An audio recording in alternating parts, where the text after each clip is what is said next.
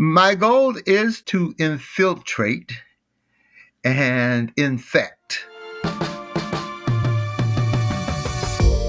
I'm Amos Paul Kennedy Jr., and I am gainfully unemployable. People ask me what I do, and I just tell people I live. And that's basically all you're supposed to do is live, and then you do stuff while you're living. And I put ink on paper, and I've been doing that for the last 30 years. Amos Kennedy is a printer. He uses old methods to get words into the world.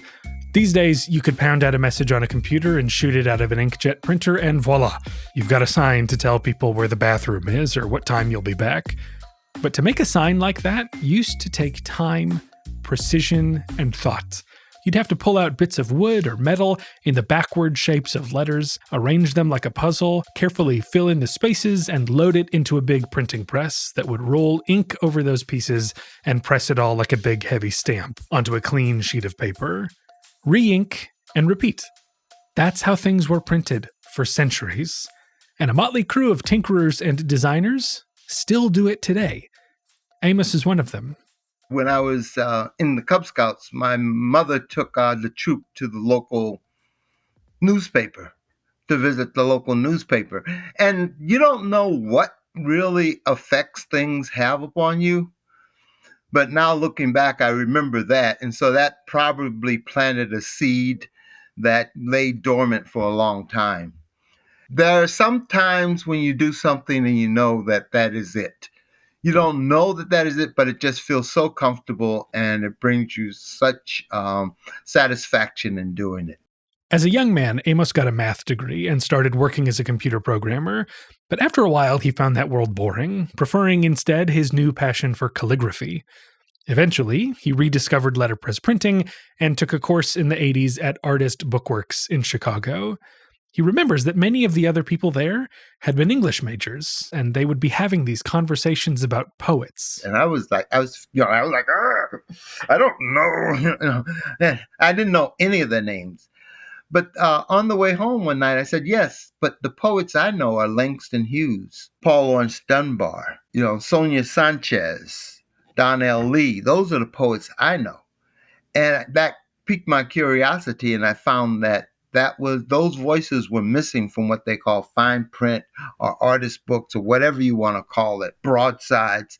A lot of those voices were missing. So I made it my mission at that point, which I continue to do, to focus upon the Negro culture. But I've broadened it in the last 10 years to realize that it is the Negro culture, but the Negro culture is part of a larger forgotten voices, the voices of indigenous people, the voices of Latinos, of queer, trans, homosexual, all these voices that have been systematically excluded need to be included. I identify with those people who are oppressed. If you are oppressed today, I identify with you. If 6 months from now you start to oppress somebody, I identify with the people you're oppressing. And that's the beauty of a printing press. It's a means of mass communication. It's a way for ideas to spread. But there's a quote printers love by the journalist A.J. Liebling, who wrote, "Freedom of the press is guaranteed only to those who own one. The printer holds the keys, but put them in the right hands, and the promise is powerful." Suddenly, messages were able to get out there. I mean, it was the democratization that took place of the printing press that allowed the abolition movement to go forth so good, because it was an expense, but someone could get a press and some type and start to print against the enslavement of my people. And you find that there were a lot of newspapers, a lot of small presses that did that. And, that was part of the movement. And yes, with these new possibilities comes opportunity for flourish and typography and design. But what I love about Amos's philosophy and aesthetic is that it's all about not being too precious and keeping your sights set on the point, sending a message. Put the message in the hands of the people and move on. The message is more important than how it looks. When I was young, I went to a talk by Dick Gregory. And then he talked about black people, the way black people speak, and the fact, and this was back in the 70s, and the fact that it was looked down upon. And he said, you have to remember that the reason you talk is to convey information. If you say, there come a truck, nobody's going to look at you and say, oh, he doesn't know what he's saying, and get hit by the truck. They're going to say, oh, let me get out the way. So the message was there. And that's the important thing. What is the message that you want to get to the people?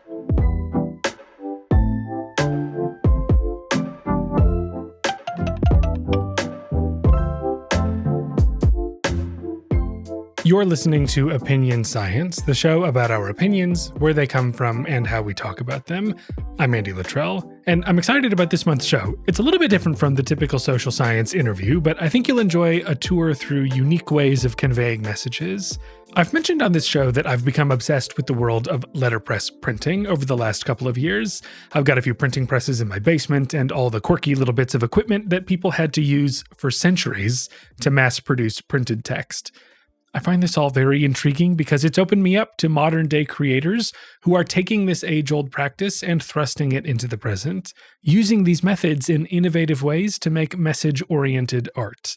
Like Amos Kennedy, who, by the way, is the subject of a beautiful new book, Amos Paul Kennedy Jr., Citizen Printer, published by Letterform Archive. It's an amazing testament to his work. But this interest has also thrown me into the depths of our history as human beings trying to share messages with each other. I've littered my bookshelves with books on the history of books and printing. And one of those curious histories is the subject of today's episode. Angelina Lippert is the Executive Director and Curator at Poster House in New York City. Straight from their website, here is Poster House's deal.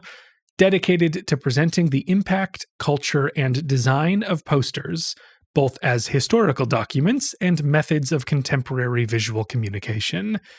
I had been wanting to do something on opinion science about print history somehow, and last summer I saw a brief clip of Angelina where she defined posters specifically as public-facing notices meant to persuade that marries word and image.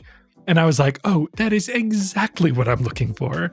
So I was super excited to get the chance to meet Angelina and get the scoop on posters, their history and meaning for mass communication, and how she got caught up in this world in the first place. So let's jump into my conversation with Angelina Lippert.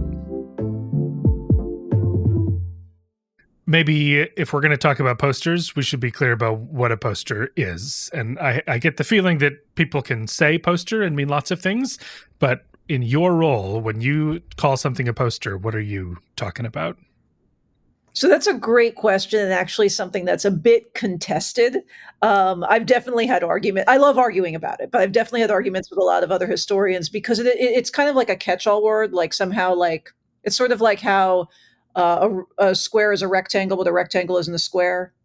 So how the museum and how I define a poster is a public-facing notice meant to persuade that marries word and image. It also has to be a printed multiple. So it's basically to distinguish itself from a bunch of subcategories. So signage is like if I was at a protest and I drew a little poster that says "Vote for me," like that is a sign. That is not a poster because it's not a printed multiple.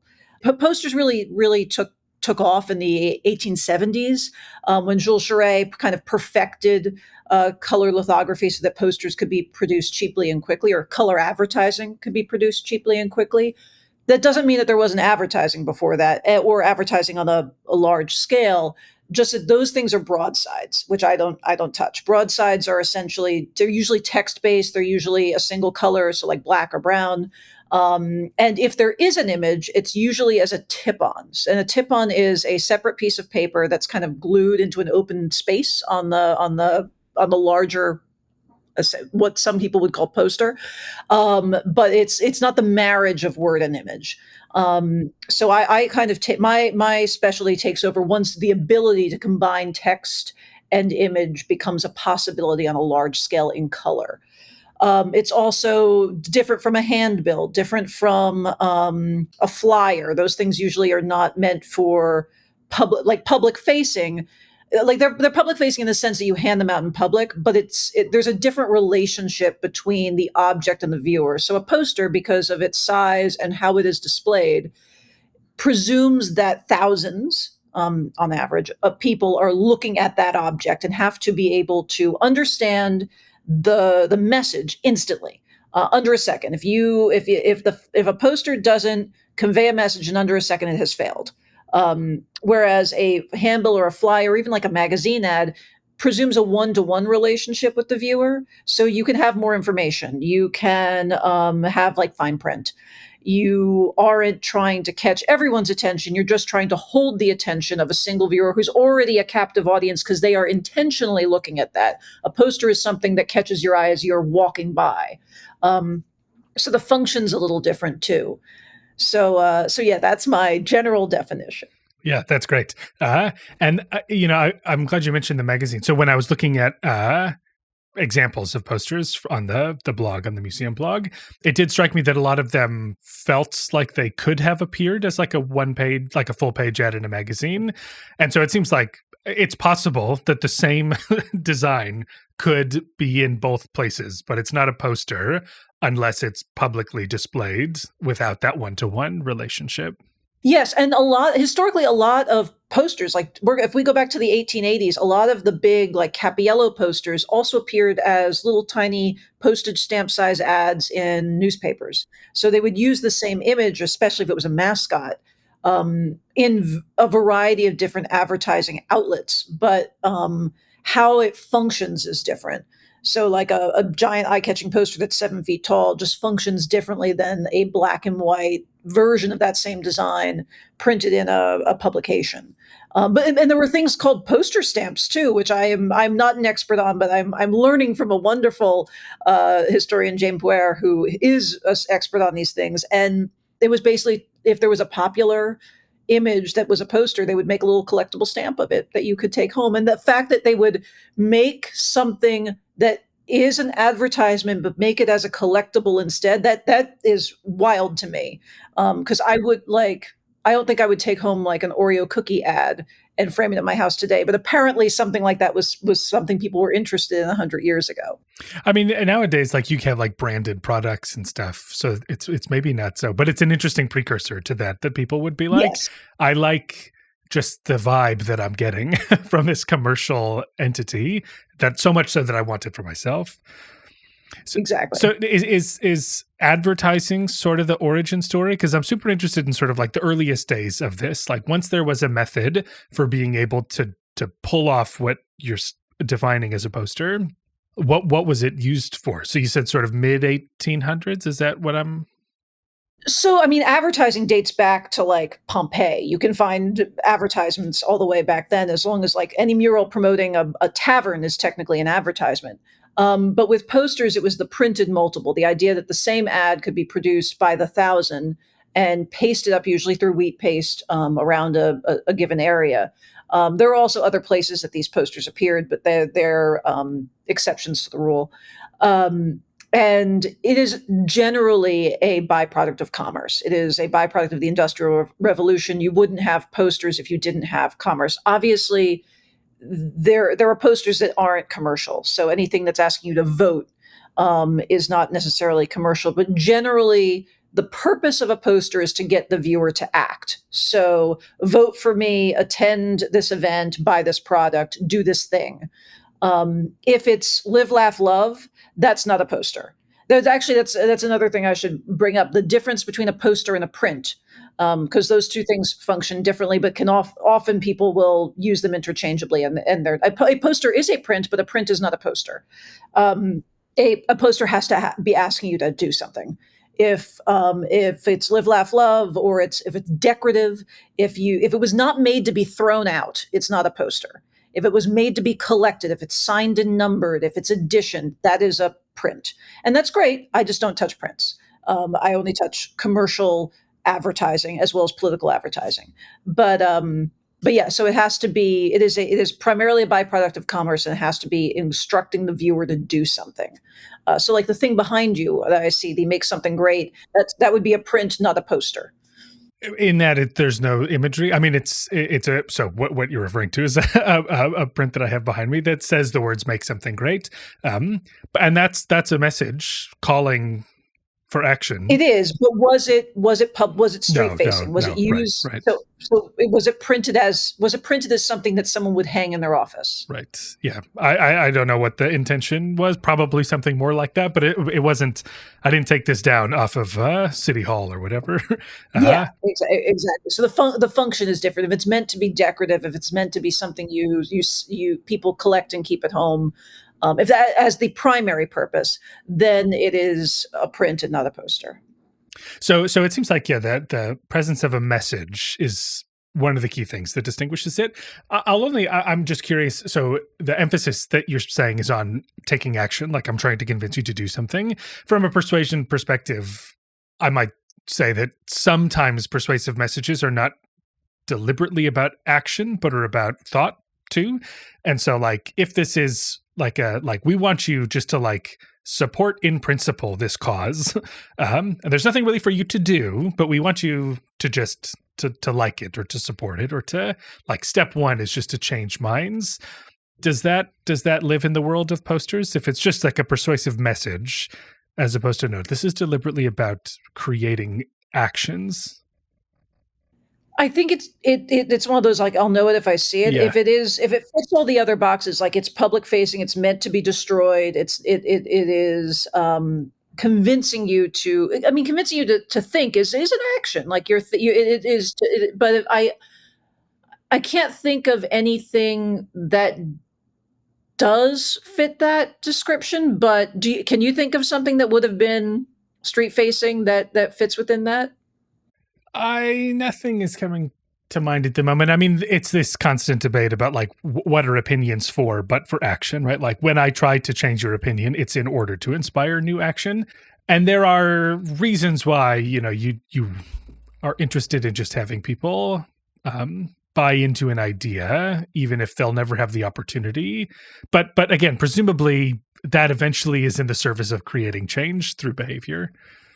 Yeah, I mean, like the very famous Shepard Fairey Obama Hope poster is a poster. It's not actually asking you to do anything. It's presenting the concept or the allure of Obama, which it is still a poster because it was inspiring action. It just not explicitly. Yeah, that's a perfect example of what I was wondering, right? So like that would be a poster, right? There's no call to action in the poster, but it serves a persuasive purpose. Like its intention is Yes, persuasive. Yeah. Mm-hmm. and it was circulated on the street. Like it wasn't just printed as a collectible. Like it functioned in the wild, as it were. Mm-hmm.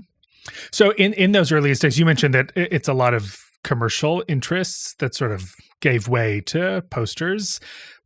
Can you trace sort of that evolution a little bit? So roughly when are we talking about posters becoming a medium for mass communication? So the switch from broadside to posters, again, broadside Mm-hmm. people are going to get all over me Yeah. about this because that predates everything I know.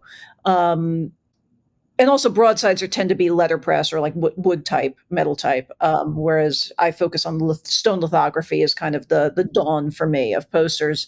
1870s, Jules Charest, you can see some of his early work then. It's more monochromatic, it's muted as opposed to what becomes like the really, really famous Charest stuff in the 1880s and 1890s. A lot of artists, like fine artists, use posters at that time. And I'm thinking like Pierre Bonnard, Toulouse-Lautrec. They use posters as a place of experimentation because it's cheaper than doing a painting. It's also quicker, so you don't have to wait for a patron to buy a painting off of you that takes a few months. You can do this in 2 days. And both of them have specifically Pierre Bonnard and Henri de Toulouse-Lautrec have different approaches to the poster that I think are really interesting. So Lautrec, his posters look like his prints, look like his paintings. They are of a milieu, and they're amazing. They are some of the most expensive commercial advertising you could purchase today, as if you had an original 3-sheet Lautrec Moulin Rouge. That's like $500,000 if you have it. And he extends his fine art practice through commercial advertising for things that he already presents in his art. Pierre Bonnard, I mean, he's a post-impressionist. I don't particularly like him as an artist, as a fine artist, but his posters are wild. Every single poster looks like it's done by a different person.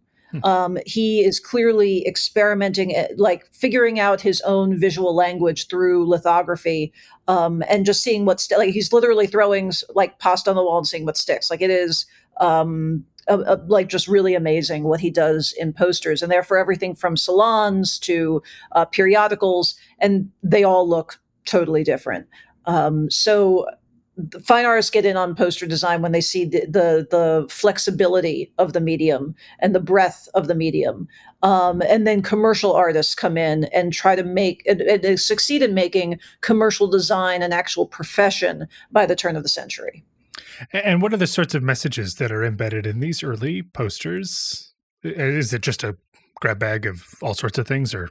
I mean, the majority of stuff from the 1880s, 1890s, it's cabarets, cafes, salons. You'll get some products, but it's very much entertainment focused at first, and then around the turn of the century, it gets much more product focused, where you get like anything that's shelf stable. People are like, "Oh, you should do a food and wine show." And I'm like, "Great, totally possible," except realistically, the only things advertised in posters in the food and wine category in the early like 1890 to 1920 are stuff that's shelf stable. Nobody needs their local like bakery to advertise because they sell out. They don't need our help. It's when you have products that are crossing borders, or products that are on the shelf for a long time. That's when you need advertising. So it's really a reflection of commercial paths rather than of like local businesses when you look at posters in that time period in that space. Whereas cabarets and stuff are hyper local and for one night only, 1 week only. So it's an interesting dichotomy between how those two different types of commerce function in advertising. Yeah, that's interesting. And at what point do you eventually start to see these kind of more like social issue, public service announcement kinds of messages start to creep in to the fray? So it's complicated because the thing that we have to remember is that the majority of posters that were made do not survive. And the majority of posters that do survive are anonymous, so which is perfectly fine. They were never meant to survive. So we only have like 5% of what was ever made. We don't know what else was made, but there are occasionally I've found like right from the beginning political posters, like from the 1880s, 1890s, like that using it to promote a candidate or an issue was something that caught on very quickly. They just weren't as popular as collectibles. So how posters survive is in the 1880s. I'm going to focus on one person in particular because he's kind of representative of the larger poster culture. The reason we have more French posters than anything else is because they had a collecting culture. That doesn't mean that they produced more posters than other countries. People just saved more of them. There was a print dealer named Edmond Sagot who worked in Paris. I think his granddaughter or great-granddaughter still sells posters in Paris today. And Sagot, like many print dealers, prints were incredibly popular. The print trade was growing throughout the 1800s, primarily to middle-class people who couldn't afford a painting, but they could decorate their homes with prints. And the concept of being a print collector had a lot of social cachet to it. It was a popular hobby. And print dealers, when they started seeing these big posters by Lautrec, by Charest, by Alphonse Mucha on the streets, they were like, "Huh, I can make $1 off of this." Because what are posters but really, really big prints? And so people like Edmond Sagot, who kind of became the leader in this field in France at the time, he went to the printers, not to the designers. That's very important. He went to the printers and he was like, "Okay, the next time Charest." Actually, no, Charet's a bad example because he owned the printing press. The next time Mucha makes a poster, I want 20 copies with the advertising text on it. I want 10 copies without the advertising text. and just send them over to my shop. And so Sago would take those, and the ones without the ad copy are known as the before letters version of a poster. And those would be sold to people who love the image but don't really get don't want the commercial association. And they would be sold for the equivalent of today's $5. Like these were incredibly accessible. And this is the time when poster collections of sizes that rank in the thousands and even tens of thousands are developed. So some of the most important poster collections ever made were amassed during this time. And if you go into antique stores, you'll see these. You'll often see these big, like chest of drawers, but the drawers are really thin and long, and those are for prints. They were for prints, posters, and maps. And it was furniture was specifically made for the passion around this hobby. And actually, with I mentioned Toulouse-Lautrec's Moulin Rouge a few minutes ago. It's a 3-sheet poster, so it's 2 full-size sheets of paper, and then like a little like 7-inch tall piece of paper to complete the full image. And the little 7-inch the top of the poster, which is where the 7-inch banner is that creates the complete design, it just says Moulin Rouge 3 times, and the third Moulin Rouge is in the second larger sheet. And because it was too big to fit in the standard print drawer, people often threw out that top banner. So you only have the one Moulin Rouge rather than the stack of 3. And if you have the full third panel, that's the difference in the market between $250,000 and $500,000. That third sheet is super important to collectors because it's so rare that someone was like, yeah, I'll just keep the extra Pete. So yeah, that's a background on how they were preserved and saved. Mm-hmm. And so we have relatively little information about it outside of the French system, it seems. Relatively little information about like what kinds of posters were out there in these earliest days. I mean, there are great examples of styles that happened in various countries. It's just that we have the most information about French and Swiss posters as well were saved extensively. Some of the best collections, though, were amassed by Germans. Hans Sachs developed one of the greatest collections of all time. It was taken by the Nazis during the war, and I worked on the auction around the restitution case about 15 years ago. So yeah, there was collecting culture outside of France, just like the biggest collections and the most posters survive from France. But there's stuff. I mean, Italian posters incredibly rare because the climate and the collecting culture is just detrimental to paper. But the posters they produced in Italy are some of my favorite. They're huge first and foremost. They're like 7-8 feet tall, and they are dynamic and beautiful. I mean, they're very Italian. They have that whole like Caravaggio light and darkness thing going on. They're very dramatic, very passionate. So yeah, Italian posters are incredible. German posters, particularly from like that Expressionist period, are like dark and creepy, and I love them. English posters are a bit more reserved. They didn't do the theatrical posters to the extent that the rest of the continent did.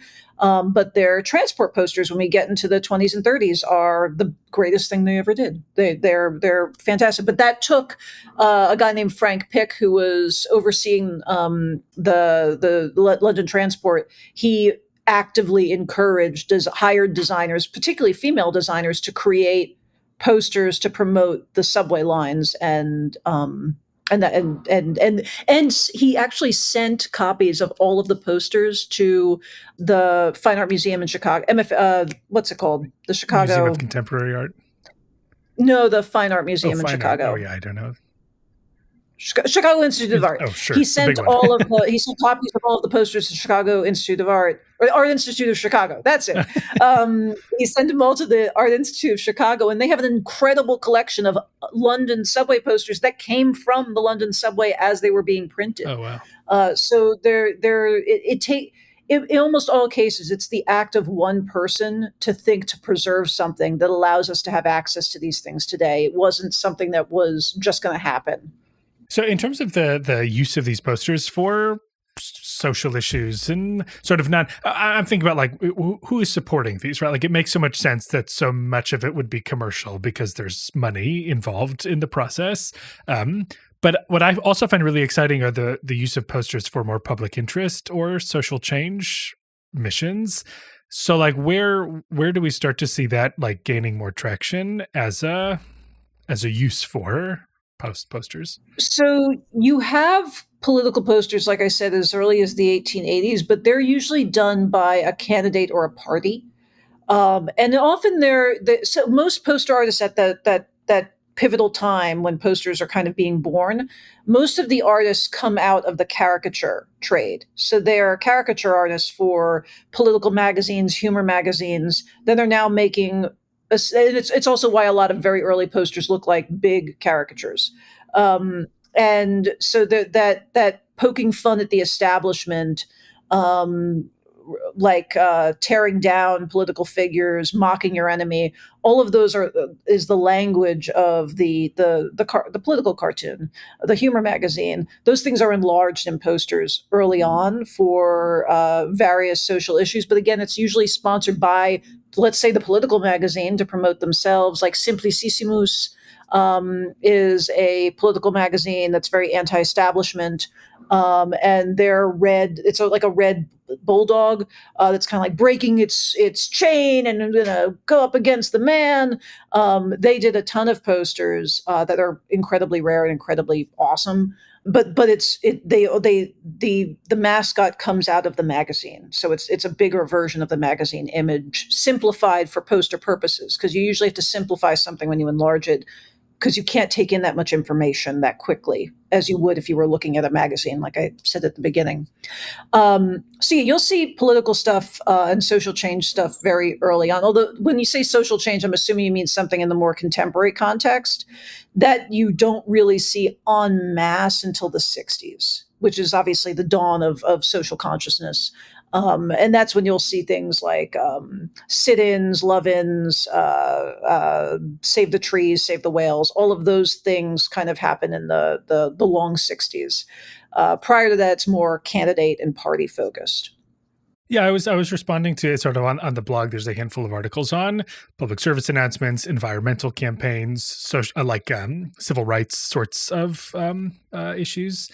And to me, those strike me as like kind of the most exciting use of posters, right? Because they seem to sort of be born out of this like genuine, like for the people interest, and like how can we efficiently get a message out? And so I don't know what all there is to say on it, other than I think just to showcase that like it's so interesting to me that the same medium that commercial advertising responded so well to can be so easily co-opted for sort of non-commercial interests. But I think that's what makes those things really exciting, is they're using the language of commerce to present a message more globally. And with those things, like we did a tremendous show curated by Esperanza Humphrey on the Black Panther Party and the evolution of their iconography. The reason those posters were so successful is they created they created branding. They're using the things that work for commerce and turning them on their head and making them for a social change movement.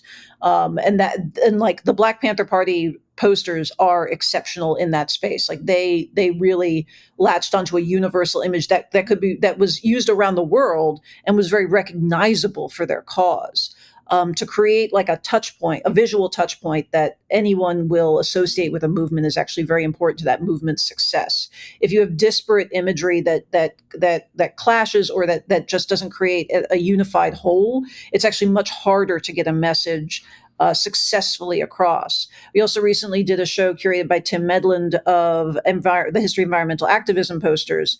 And while the visual language is incredibly different from each other, depending on where in the world it is, the messaging was very unified, which I thought was interesting. Years ago, we did a show on the Women's March posters from the 2020 election. And they were curated by Melissa Walker, and the focus was on how, even though those posters had, like, they all had different messages, they all had completely different points of view, they often contradicted one another, like there wasn't actually a unified messaging within them. So what she focused on was trajectory of the iconography that they were drawing from and how it related to the history of political posters. So like the raised fist, like going back to the NRA, like symbol, like things that were used over time that were successful in other movements coming together for one single movement, was kind of her curatorial thrust on that show, which I, again, really interesting. Like how, if you have contradictory messaging, how do you create a unified look? And it's through the recycling of previous designs that people already recognize. Which also it totally, I'm going off on a tangent here, but if you look at the psychedelic posters that came out of San Francisco in the late 60s, all of them are using imagery from 100 years prior, or not 100 years, 50 years prior. So like they're using famous, like there are posters by Alphonse Mucha that they've just like handed her a joint instead of a cigarette and turned her hair green. It's the exact same poster, but they're using like the lineage of posters to communicate a new message. And that ability for artists to call back and shift is just really interesting. Yeah, it's a good transition too between what sort of the artistic merit of these posters are, and also the tool. Like ultimately, these are tools of communication, and so you've spoken to it a little bit, but I'm curious to get your take on like how effective are they as tools of communication? Right? You could say, yeah, sure, they're trying to communicate a point, but what they're mostly succeeding at doing is like being like incredible, instances of art and design. But in terms of their like actual, I don't know if we have any data on like the measurable impact that these make, but is there reason to think that these posters have actually like done the job that they were designed to do? Well, I think that if they weren't doing the job, people wouldn't have paid for them after 50 years. They would be like, it's not working. So while there is obviously no data from the 1890s about whether this increased ticket sales for a one night only concert in Montmartre, like I think that they must have been successful if people kept doing it. But also, even if they aren't necessarily successful in bringing bodies through the door necessarily, the one thing that they are successful in is if they are strong enough, if they are good posters, they are excellent at embedding an image in the viewer's mind, a recognition. And I mean, I'm working on a show with Mike King, who's the most prolific gig poster artist of all time. Coming next year. And one thing he points out in his posters, and again, concert posters, primarily Pacific Northwest, he uses, like the psychedelic artist before him, he uses imagery that is from previous eras. Because those things have already done the work for you. They're already in the popular consciousness. So if you put a twist on them, like if you use Fred Flintstone's head to advertise a concert for the Butthole Surfers, you're tapping into a collective memory already by using a recognizable image, and that ability to create an indelible image, but then also to riff on it, is something posters do very well. And you recognize Fred Flintstone in a second, like you know what it is, and then it's like, well, why is he advertising this concert? And the disconnect between those two things is quite interesting.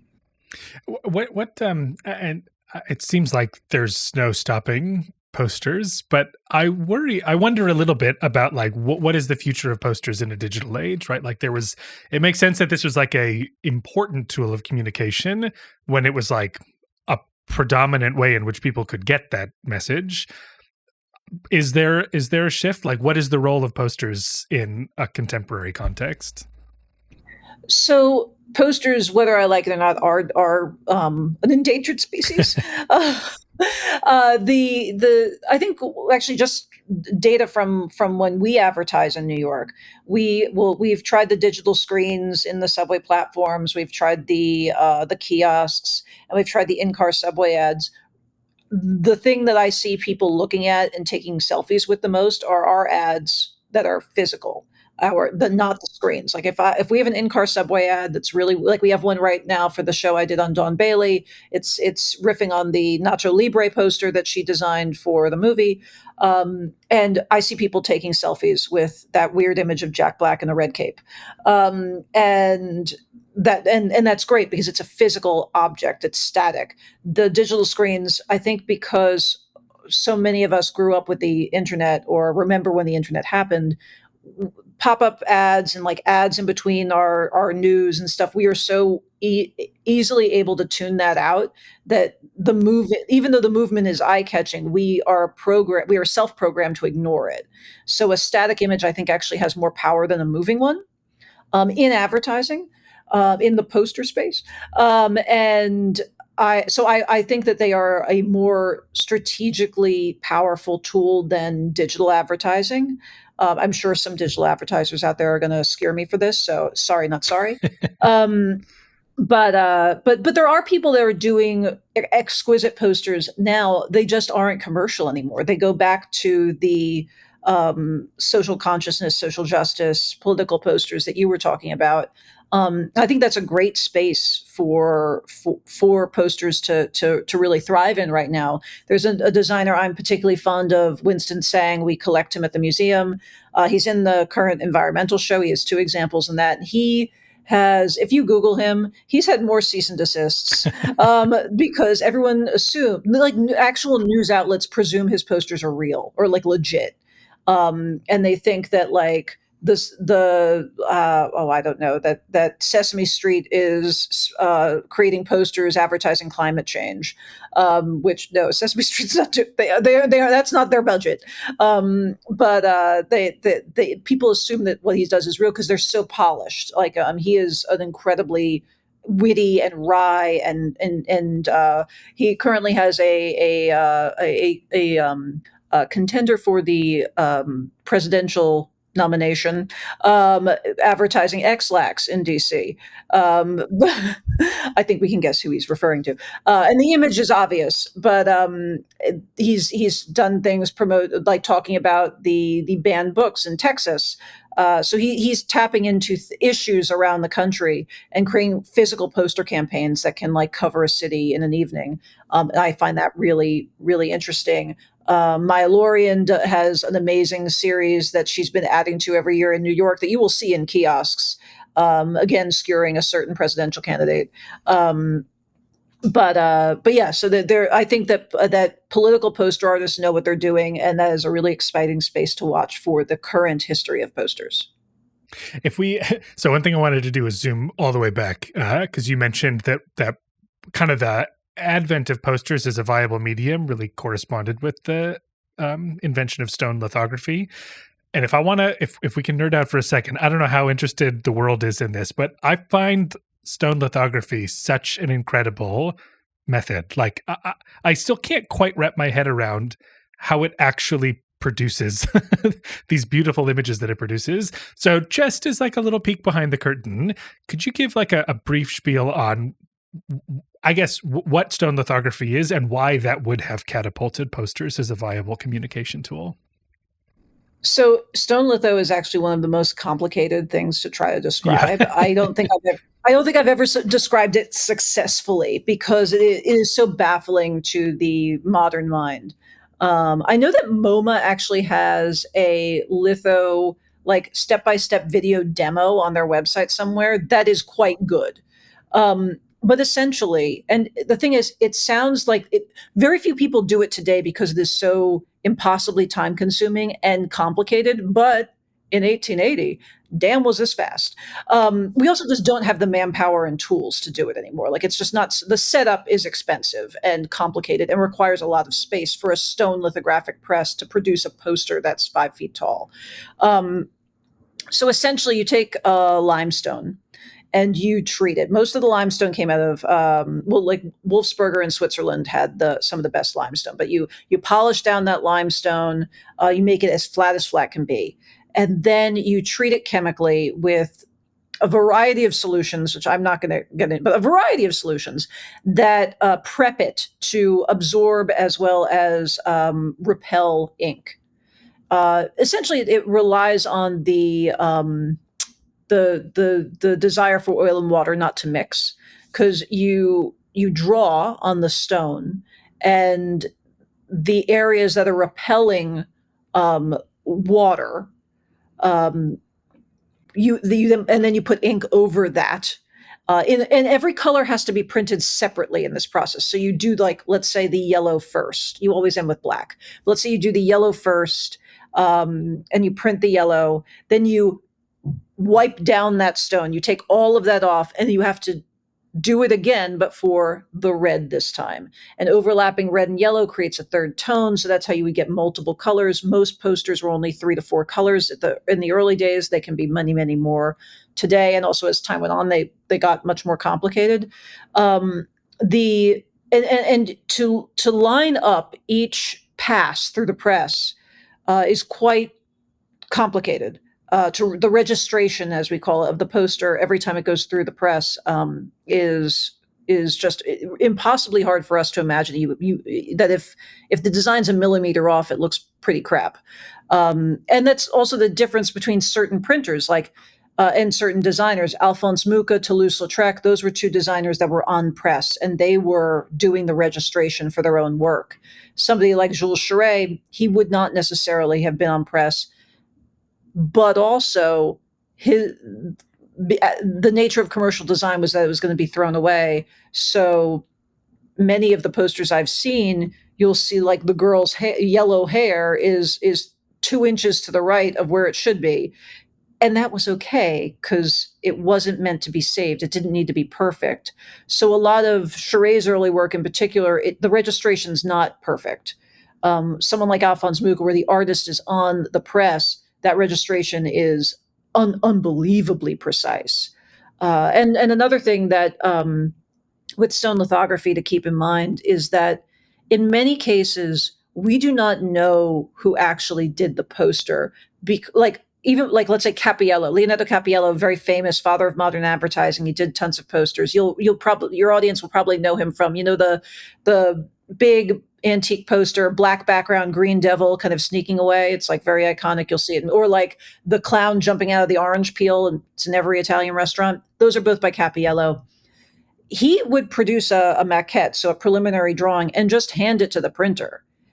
The maquettes look awful. Like, they're not great. So my interpretation is that whoever that printer was, whoever the guy on press was actually the artist. He knew how to take some guy's good idea, mediocre execution, and turn it into a beautiful work of advertising art. And we have no way of knowing who that guy is or girl. And realistically, probably a guy, just because of the physical power needed to operate a press. So yeah, it's and you need multiple men to like move it. It's at least a 3-person job at many lithographic presses, particularly in the United States. Let's say think of a Barnum and Bailey poster or a Buffalo Bills Wild West poster. Those are printed by places like Morgan Litho or Strobridge in the U.S. And those aren't one designer. That's like there's a face guy, there's an elephants guy, there's a text guy. So it's many hands on one piece, all working on the same stone, separating out those colors to create a finished product. So it's very much a collective artistic expression in those cases. But I feel like I've totally gone off track. But like, to go back to stone lithography, every color is separate. Everything overlaps to create new colors. You end with black. It's not meant to be perfect. That is, those are the big overarching issues to keep in mind. And the critical thing is, even though this is such a heavy lift, once it sets, you can run the same thing over and over again, right? So like that's also sort of the incredible thing is you could have this kind of beautiful artwork, but it's in a medium that you can run off as many copies of it as you want. Yeah, I mean, so they definitely had shorter runs in the beginning because it would break down. I would say the average, and this is pure historic speculation, there is no documentation of this to prove it, but at the turn of the century, the average poster run in a major city would be 5,000. You could probably have up to 10 to 30,000 by the 1920s. And that's because they switched to zinc lithography, which is a different thing that it just allows you to do it faster and it breaks down slower. But for posters where we only have one or two surviving copies in the whole world, that doesn't mean that they only made a few. It just means that the other 5,000 don't survive. Nobody would go through the effort of making a lithographic poster and only make one. Mhm. Like you would make a few. It takes days. You would make thousands. Like nobody's making one or two or even 100 of these. They are large runs by their nature. Because it allows that message to be sort of Yeah. carefully conveyed in the same way in all sorts of places, right? Whereas before, if you wanted that level of artistry, you'd have to hand paint a mural or something, Exactly. and you can't pick that up and copy it over to the other side of town.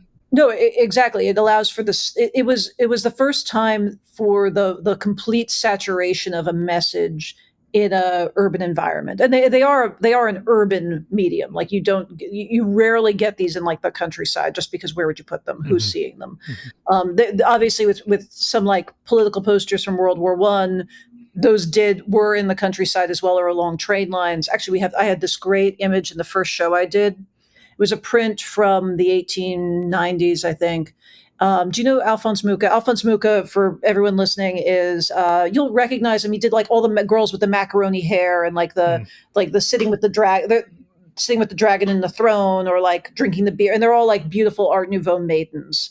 Um, Highly recognizable art.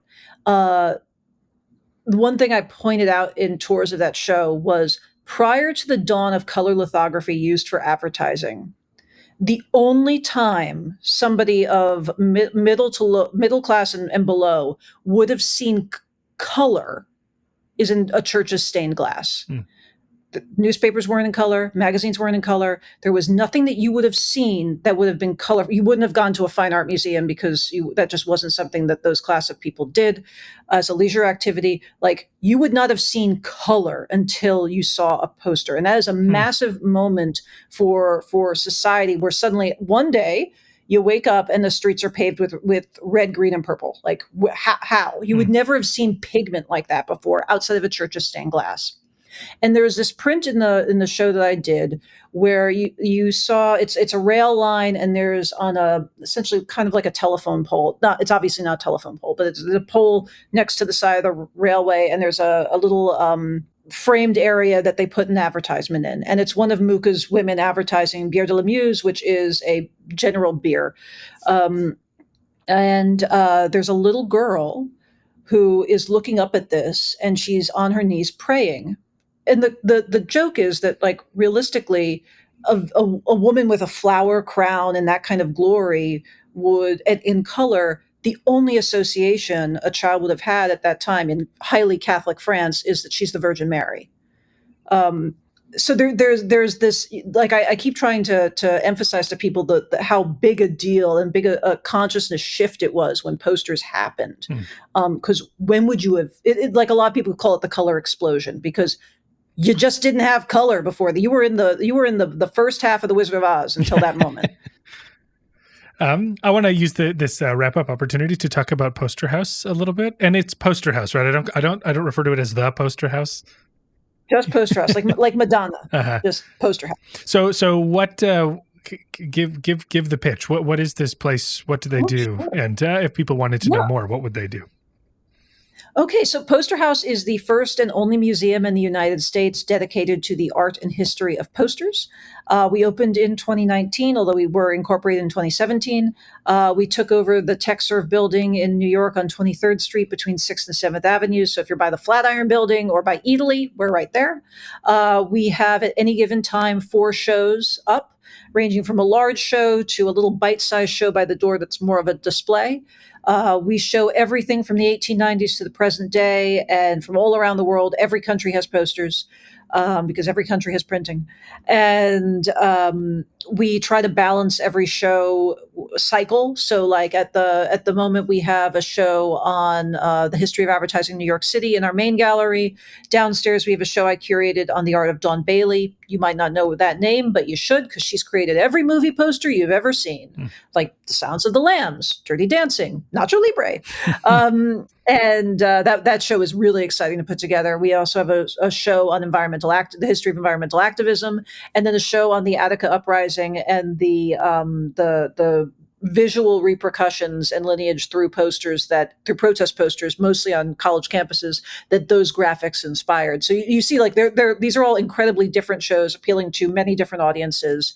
We're also open for free every Friday, open late every Friday till 9 o'clock. Our programming is done by Salvador Munoz, and he is a master of creating fantastic programming for all ages.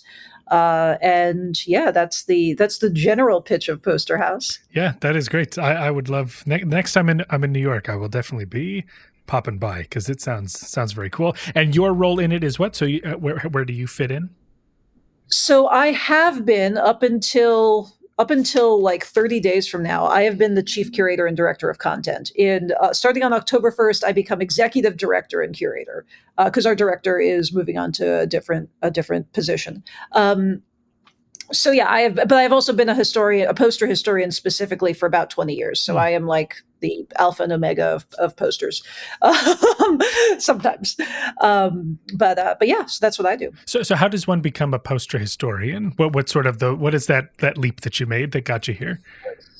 Well, that was unintentional. It was an accident. I wanted to become the director of Sotheby's. So if we have time for the origin story, my villain origin story? That would be great. So I in between college and grad school, my background was in German art history, and I was going to grad school in Europe for a master's in Russian art. And I wanted an internship in New York, as everyone does, and I wanted at a commercial gallery. And at that time, this is 20 plus years ago, the only way to do that was nepotism. So you call your rich friends and you figure out whose dad can get you into a gallery, which is what I did. And my friend said, okay, we got you an internship. You start Monday. I'm like, great. Is it Gagosian? Absolutely not. Is it David Zwarter? No chance. He's like, we got it at a poster gallery. I'm like, why? What? Why?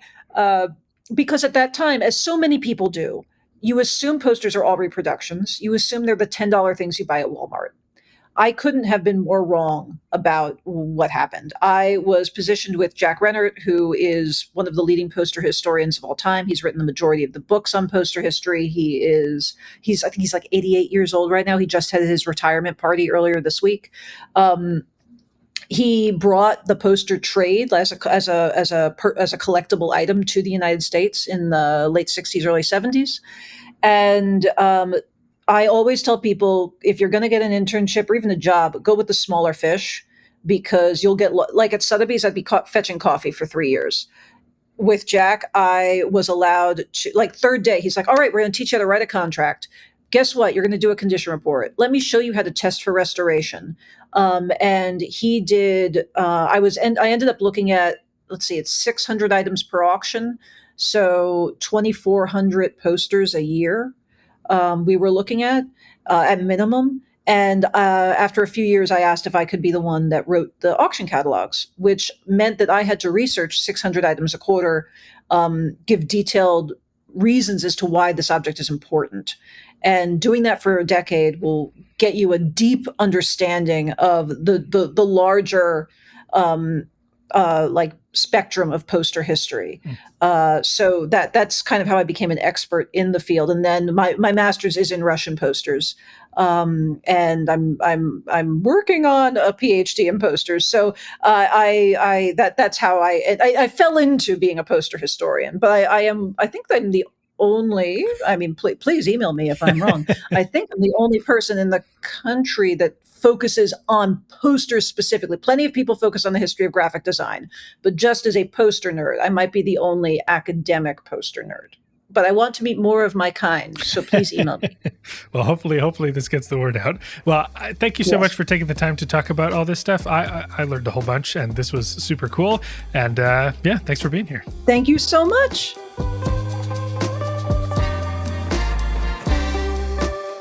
Alrighty, that'll do it for another episode of Opinion Science. Thank you so much to Angelina Lippert for taking the time to talk posters and persuasion with me.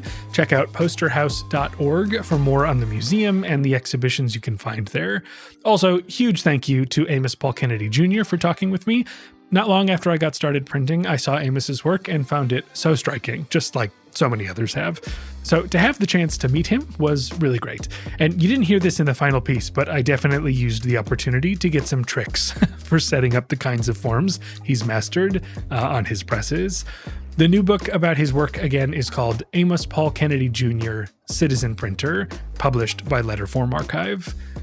Do the things you do, follow the podcast so you don't miss new episodes, rate and review the show on apps like Apple Podcasts, go to opinionsciencepodcast.com to find past episodes and ways to support the show, and I don't know, can we all just look out for each other? The last month has been wild and concerning, at least in the US, and I want to think we'll be okay eventually. But for now, this is the part where I say, that's all from me. I'll see you in a month for more Opinion Science. Bye-bye.